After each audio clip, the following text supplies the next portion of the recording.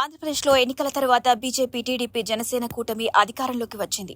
అందులో ముఖ్య పాత్ర పోషించిన జనసేనాని పవన్ కళ్యాణ్ కి మంత్రి పదవితో పాటు డిప్యూటీ సీఎం పదవి కూడా దక్కింది. అన్ని పనులను ఇచ్చిన మాట ప్రకారం నెరవేర్చే పనిలో ఉన్నాడు డిప్యూటీ సీఎం పవన్ కళ్యాణ్. అలాగే రాష్ట్ర, దేశ రాజకీయ నాయకులతోనూ చాలా సన్నిహితంగా ఉంటాడు. ఇటీవలే అంబానీ కొడుకు పెళ్లికి కూడా హాజరయ్యాడు. పీఎం మోడీతో కూడా మంచి అనుబంధాన్ని కలిగి ఉన్నాడు. అయితే పవన్ కళ్యాణ్ కి ప్రాణహాని ఉందని ఇంటెలిజెన్స్ రిపోర్టు వచ్చింది. కేంద్ర ఇంటెలిజెన్స్ అధికారులు కొందరు కాల్స్ ట్రాకింగ్ చేసినప్పుడు వారి మధ్య పవన్ కళ్యాణ్ కి సంబంధించిన ప్రస్తావన వచ్చిందని నిఘా వర్గాలు ఆయనకు హెచ్చరించినట్లు తెలుస్తోంది. పవన్ కళ్యాణ్ కి సంబంధించిన కొన్ని రహస్యాలు వారు ప్రస్తావించారని, దానివల్లనే పవన్ కళ్యాణ్ కి ప్రాణహాని ఉందని నిఘా వర్గాలు చెబుతున్నాయి. ఈ ప్రాణహాని ఎవరి వైపు నుండి ఉంది అనే దానిపైన పలు అనుమానాలు వ్యక్తమవుతున్నాయి.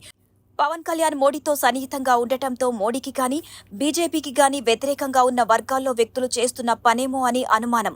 దాంతోపాటు పవన్ కళ్యాణ్ పూజలు, మాలలు అన్నీ తూచా తప్పకుండా పాటిస్తారు కాబట్టి హిందుత్వానికి వ్యతిరేక వర్గాలు చేస్తున్న పనేమో అనే అనుమానాలు వ్యక్తమవుతున్నాయి.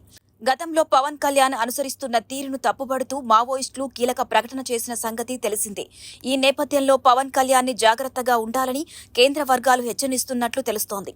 అయితే దీనిపై కేంద్రం నుంచి, జనసేన వర్గాల నుంచి ఎటువంటి అధికారిక ప్రకటన రాలేదు. ఈ విషయం తెలిసి జనసేన అధికారుల్లో, పవన్ అభిమానుల్లో భయాందోళన మొదలైంది.